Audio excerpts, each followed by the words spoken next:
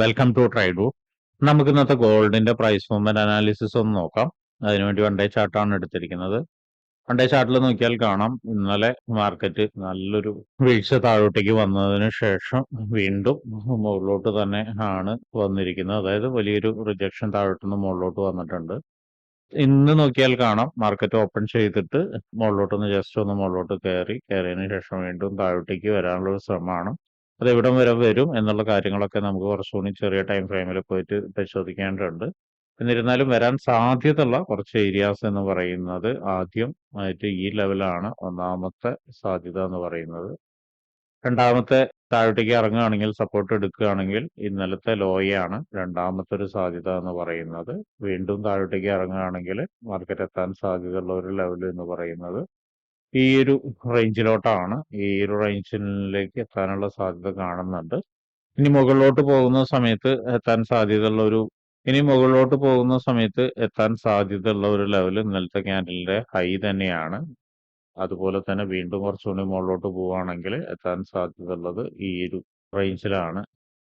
അപ്പൊ ഇത്രയും ലെവലുകളാണ് one day ചാർട്ടിൽ മാർക്കറ്റ് എത്താൻ സാധ്യതയുള്ള ലെവലുകൾ. ഇനി നമുക്ക് ചെറിയ ടൈം ഫ്രെയിമിലേക്ക് പോയതിനു ശേഷം കൂടുതൽ കാര്യങ്ങൾ പരിശോധിക്കാം. അതിനു മുന്നേ ഇന്നത്തെ പ്രധാനപ്പെട്ട ന്യൂസുകൾ എന്തൊക്കെയാന്നുള്ളത് നോക്കാം. ഇന്ന് പ്രധാനപ്പെട്ട ന്യൂസുകളൊന്നും ഇല്ലാത്ത ദിവസമാണ്.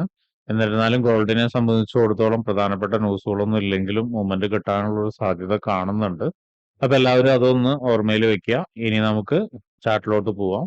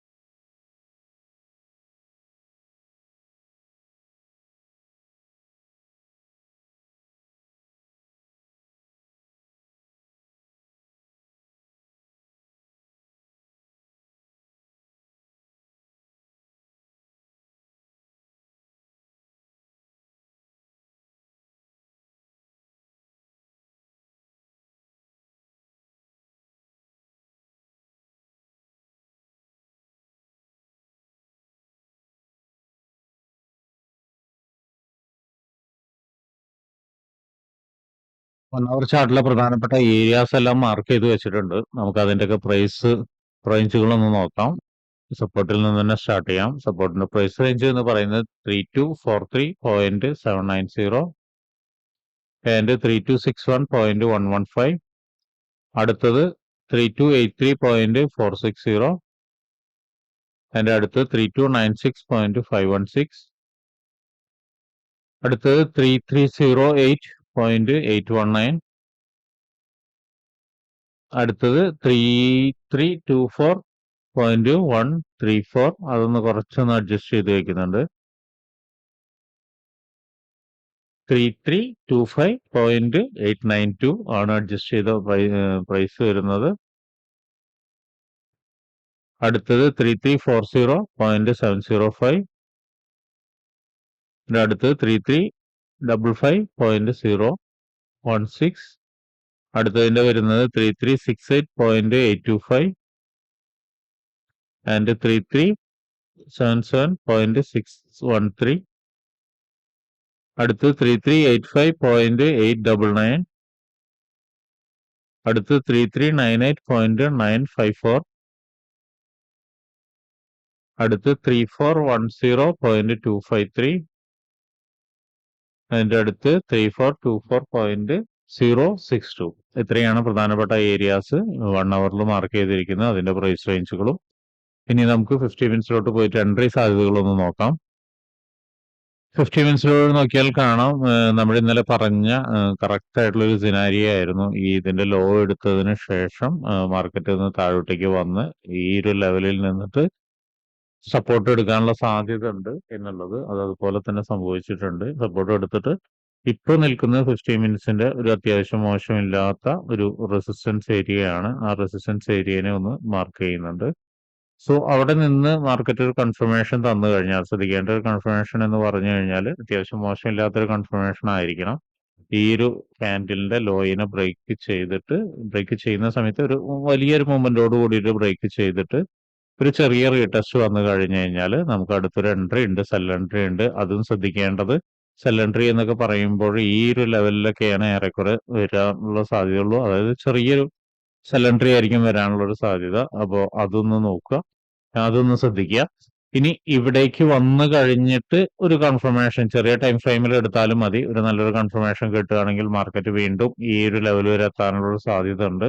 അത് ബ്രേക്ക് ചെയ്ത് കഴിഞ്ഞു കഴിഞ്ഞാൽ വീണ്ടും മാർക്കറ്റ് ടാർഗറ്റ് ചെയ്യാനുള്ള ഒരു സാധ്യതയുള്ള ഏരിയ ഈ ഒരു ഹൈ ആണ്. ഇപ്പോ ഈ വരച്ചിരിക്കുന്ന റെസിസ്റ്റൻസ് ഏരിയ, ഫസ്റ്റ് വരച്ചിരിക്കുന്ന റെസിസ്റ്റൻസ് ഏരിയ മിക്കവാറും ബ്രേക്ക് ആവാനുള്ള സാധ്യത കാണുന്നുണ്ട്. കാരണം എന്താണെന്ന് വെച്ചിട്ടുണ്ടെങ്കിൽ മാർക്കറ്റ് നല്ല രീതിയിൽ താഴ്ന്ന സപ്പോർട്ട് എടുത്തിട്ടുണ്ട്.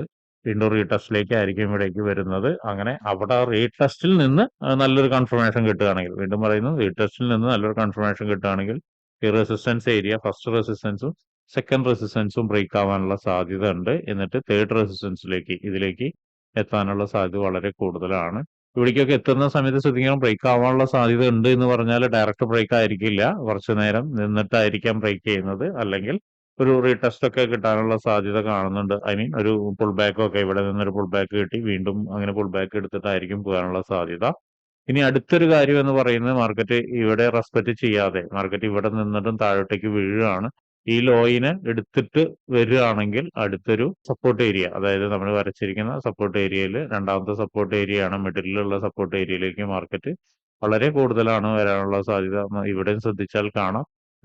ഇന്നലെ പറഞ്ഞിട്ടുണ്ടായിരുന്നു, ഈ ലെവലിലേക്ക് മാർക്കറ്റ് വരുന്ന സമയത്ത് ഇവിടെ നിന്നാണ് വലിയൊരു ഡിമാൻഡ് ക്രിയേറ്റ് ചെയ്ത് ഈ ഒരു മൂവ്മെന്റ് സ്റ്റാർട്ട് ചെയ്ത് ഈ ഒരു ഏരിയയിൽ നിന്നാണ്. അപ്പോൾ ഇവിടേക്ക് എത്തുന്ന സമയത്ത്, അതായത് എക്സ്പെഷ്യലി ഇവിടേക്കൊക്കെ എത്തുന്ന സമയത്ത് മാർക്കറ്റ് വീണ്ടും ഒരു ഡിമാൻഡ് ക്രിയേറ്റ് ചെയ്തിട്ട് വീണ്ടും മുകളിലോട്ട് പോവാം. അല്ലെങ്കിൽ ജസ്റ്റ് ഒന്ന് ഇതിന്റെ ലോയി എടുത്തിട്ട് ഇന്നലെ സംഭവിച്ച പോലെ തന്നെ ഇതുപോലൊരു മൂവ്മെന്റ് ഒക്കെ നമുക്ക് എക്സ്പെക്ട് ചെയ്യുകയാണെങ്കിൽ വീണ്ടും വലിയ രീതിയിൽ തന്നെ മുകളിലോട്ട് പോകാനുള്ള സാധ്യത കാണുന്നുണ്ട്. ഇനി അതും അങ്ങനെയല്ല സംഭവിക്കുന്നത്, ഡയറക്റ്റ് ബ്രേക്ക് ആവുകയാണെങ്കിൽ നമ്മൾ മാർക്ക് ചെയ്ത അടുത്തൊരു ഏരിയ എന്ന് പറയുന്നത് ഈ ലെവലാണ്. ഈ ലെവലിലേക്ക് മാർക്കറ്റ് എത്താനുള്ള സാധ്യത ഇവിടെ നോക്കുകയാണെങ്കിൽ മറ്റൊരു കാര്യം മനസ്സിലാവും, ഇതിനേക്കാളും സ്ട്രോങ് ആയിട്ടുള്ള ഒരു ഡിമാൻഡ് ക്രിയേറ്റ് ചെയ്ത ലെവലാണ് ഇവിടെ. അപ്പോൾ ഈ ലെവലിലേക്ക് വരുമ്പോഴും മാർക്കറ്റ് ഇതുപോലെ തന്നെ ബിഹേവ് ചെയ്യാനുള്ള സാധ്യത വളരെ കൂടുതലാണ്.